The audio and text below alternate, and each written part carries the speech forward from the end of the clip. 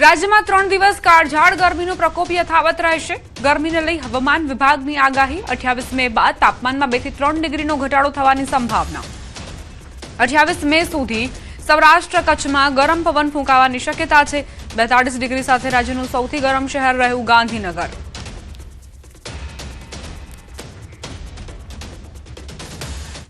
पच्चीस से लेकर 28 मई तक तापमान में कोई बड़ा बदलाव नहीं रहेगा, ऐसा स्थिति बनी रहेगी। उसके आगे धीरे धीरे तापमान 2 से 3 डिग्री सेंटीग्रेड टेम्परेचर डाउन होने का संभावना रहेगा, कम होने का संभावना रहेगा। और इसमें जो 25 से लेकर 28 मई तक हमारे जो सौराष्ट्र कच्छ तटीय क्षेत्र है, इसमें गर्म और उमस भरी पवन के कारण असहज स्थिति बने रहने की पूर्वानुमान दिया गया है। कोस्टल क्षेत्रों में अभी जो पवन का दिशा रहेगा, दक्षिण पश्चिम से पश्चिम दिशा से पवन चलने का स्थिति रहेगा।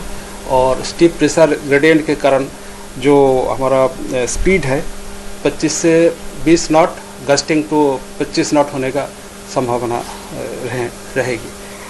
अहमदाबाद के लिए आज मेनली क्लियर स्काई पूर्वानुमान है और जो तापमान अधिकतम तापमान है 42 डिग्री सेंटीग्रेड के आसपास रहने का पूर्वानुमान है। एक तरफ गुजरातમાં કાળઝાળ ગરમી છે, બીજી તરફ ઉત્તર ભારતના કેટલાક પહાડી પ્રદેશોમાં હિમવર્ષા થઈ રહી છે। દક્ષિણમાં ચોમાસા પૂર્વે વરસાદી માહોલ બન્યો છે। દેશમાં અલગ અલગ ભાગોમાં મોસમનો મિજાજ કંઈક અલગ અલગ જોવા મળી રહ્યો છે। ઉત્તરાખંડના ચમોલીમાં હિમવર્ષા થઈ રહી છે। રવિવારે હેમકુંડ સાહેબમાં અચાનક હવામાન બદલાઈ ગયું અને ભારે હિમવર્ષા શરૂ થઈ। જોકે થોડા સમય માટે જ બરફ પડ્યો હતો, પરંતુ પછી હવામાન સાફ થઈ ગયું। 15,200 ફૂટની ઊંચાઈ પર સ્થિત હેમકુંડ સાહેબમાં હવામાન બદલાતાની સાથે જ બરફ વર્ષાનો અનુભવ થાય છે। આ દરમિયાન મોટી સંખ્યામાં શ્રદ્ધાળુઓ હેમકુંડ સાહેબ પણ આવી રહ્યા છે। આ વિશિષ્ટ ફોટો હેમકુંડ સાહેબનો છે, જ્યાં બદલાતા હવામાનના કારણે બરફ વર્ષા થઈ રહી છે। સમાચારોમાં હવે આગળ વધીએ। જૂનાગઢમાં વાલીઓ માટે ચેતવણી રૂપ કિસ્સો સામે આવ્યો। વિસાવદરના કાલસારી ગામે રમતા રમતા 11 વર્ષના માસૂમ બાળકનું કરુણ મોત નીપજ્યું। મામાના ઘરે વેકેશન માણવા આવેલ બાળકને ગળે ફાંસો લાગતા મોત થયું। અમરેલી જિલ્લાના કડાયા ગામનો વતની હતો મૃતક માહિલ માવલિયા। ઘરની દિવાલની ખીંટી પર ચૂંદડી બાંધીને રમતો હતો આ બાળક। રમત દરમિયાન ચૂંદડીનો ગાળિયો ગળામાં ફસાઈ જતા દુર્ઘટના બની। ઘટનામાં બાળકનું મોત થતા પરિવાર પર આભ ફાટી પડ્યું। વિસાવદર પોલીસે વધુ તપાસ શરૂ કરી છે। સંવાદદાતા અમાર જોડાઈ ગયા છે વધુ જાણકારી સાથે। અમાર, આ માસૂમ સાથે શું બન્યું? દીપા, ચોક્કસ કે જે રીતે વિસાવદરના કાલસારી ગામની ઘટના છે કે જ્યાં 11 વર્ષનો જે માહિલ માવલિયા છે તે પોતાના મામાના ઘરે વેકેશન કરવા ગયો હતો અને તે સમયે જ તે છે તે જે ખીટ્ટી હોય છે તેના હુકની અંદર જે ચૂંદડી હોય છે તેને બાંધી અને હિંચકા અને તે સમયે અચાનક તેના ગળામાં તે ફાંસો આવી ગયો અને તેનું ત્યાં ને ત્યાં જ ઘટના સ્થળે જ મોત નીપજ્યું છે। હાલ તો વાલીઓ માટે લાલબત્તી સમાન કિસ્સાઓ છે, કારણ કે આવી જે ઘટના બને છે ત્યારે વાલીઓની નજર છે તે બાળકો પર નથી હોતી ને તે સમયે આવી ઘટનાઓ બનતી હોય છે। ત્યારે આ એક ઘટના બની છે। આ માહિલ છે તે મૂળ અમરેલી જિલ્લાના બગસરાના કડાયા ગામનો છે અને તે વેકેશન કરવા મામાના ઘરે વિસાવદરના કાલસારી ગયો હતો। ત્યાં ઘટના બનતા હાલ પરિવારમાં શોકનું મોજું ફરી વળ્યું છે। જી આભાર અમાર જાણકારી આપવા માટે। સમાચાર ભાવનગરથી ફ્લેટનું પોપડું પડતા 3 લોકો ઘાયલ થયા। સુભાષનગર વિસ્તારમાં આવેલ આવાસ યોજનાની ઘટના છે। આવાસ યોજનાની નબળી ગુણવત્તાના દ્રશ્યો સામે આવ્યા। આવાસ યોજના ફ્લેટની છતમાં ગાબડું પડતા 3 લોકોને ઈજા થઈ। આવાસ યોજનાના બેઝમેન્ટ નીચેની છતમાં મસમોટું ગાબડું પડ્યું। સમગ્ર ઘટનાના સીસીટીવી ફૂટેજ સામે આવ્યા છે।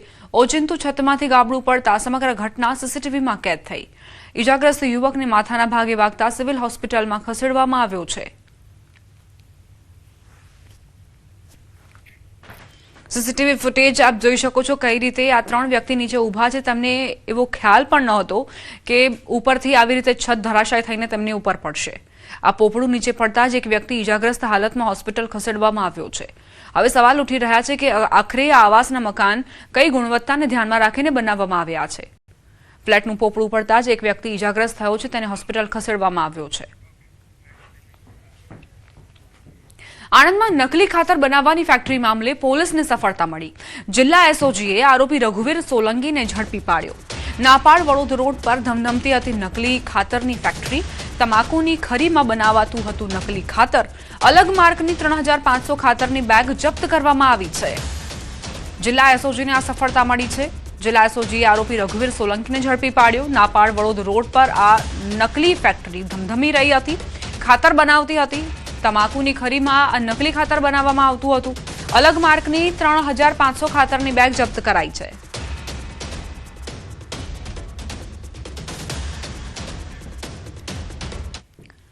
સમાચાર સુરતથી પ્રાપ્ત થઈ રહ્યા છે. ડુપ્લિકેટ નોટના કૌભાંડનો પર્દાફાશ થયો છે.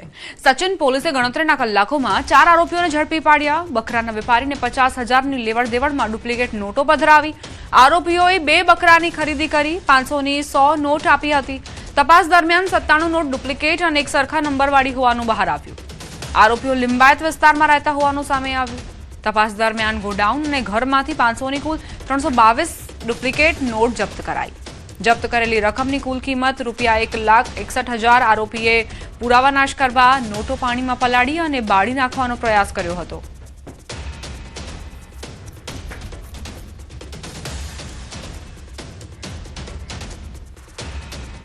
અમદાવાદના કાલુપુર વિસ્તારમાં આવેલી બેંક ઓફ બરોડાની આરબીઆઈ કરન્સી ચેસ્ટમાંથી 8 કરોડ 70 લાખ રૂપિયાની ઉચાપતના કેસમાં કાલુપુર પોલીસે વધુ 2 સહ આરોપીની ધરપકડ કરી. તપાસમાં ખુલાસો થયો કે પિતા પુત્ર જોડી અને મુખ્ય આરોપીએ મળીને પૂર્વ આયોજિત કાવતરું રચી મોટું કૌભાંડ આચર્યું. વટવા વિસ્તારમાં રહેતા ઝુલ્ફિકાર મુસ્તાક અંસારી અને તેમના પુત્ર સુલતાન અંસારીની પોલીસે ઘરેથી ધરપકડ કરી છે અને તેમની પાસેથી 60 લાખ રૂપિયા રોકડા પણ કબજે કરવામાં આવ્યા. પોલીસ તપાસમાં બેંકમાં કાર્યરત મુખ્ય આરોપી હરિસિદ્ધ અર્જુન કડિયારાએ ઈ કુબેર કરન્સી ચેસ્ટ પોર્ટલમાં ખોટી એન્ટ્રીઓ અને ખોટા બેલેન્સ સર્ટિફિકેટ બનાવીને 6 જાન્યુઆરીથી 13 મે વચ્ચે 8 કરોડ 70 લાખ રૂપિયાની ઉચાપત કરી હતી. પકડાયેલા પિતા પુત્ર રોકડ હેરફેરની કામગીરીમાં મદદરૂપ બન્યા હતા અને લાલચમાં આવી ગુનામાં જોડાયા હતા. પોલીસે અત્યાર સુધીની કાર્યવાહીમાં આરોપીઓ પાસેથી કુલ 2,85,47,500 રૂપિયા રોકડા, કાર અને 3 મોબાઈલ ફોન સહિત કુલ 2,91,83,000 રૂપિયાનો મુદ્દામાલ કબજે કર્યો. જ્યારે બાકી રકમ અને અન્ય સંડોવાયેલા લોકો અંગે વધુ તપાસ ચાલુ છે.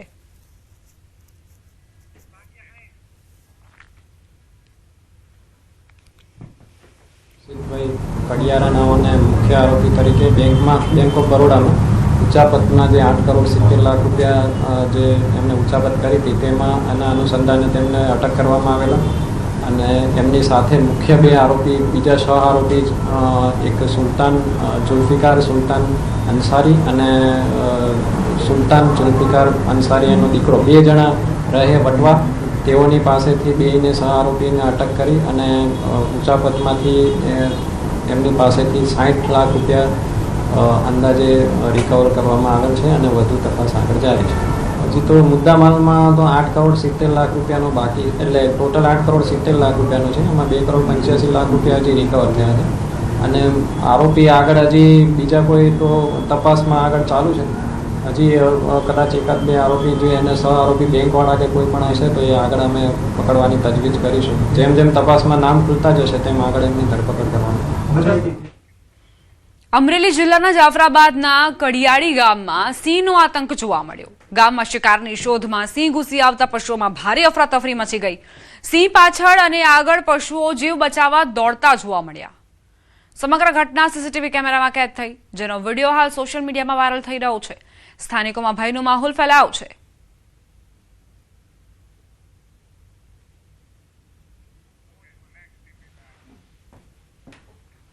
સુરત શહેરમાં રખડતા શ્વાનોનો મુદ્દો ફરી એકવાર ચર્ચાના કેન્દ્રમાં આવ્યો. સુરતના રિંગ રોડ વિસ્તારમાં આવેલી બેગમવાડીની તિરુપતિ માર્ગ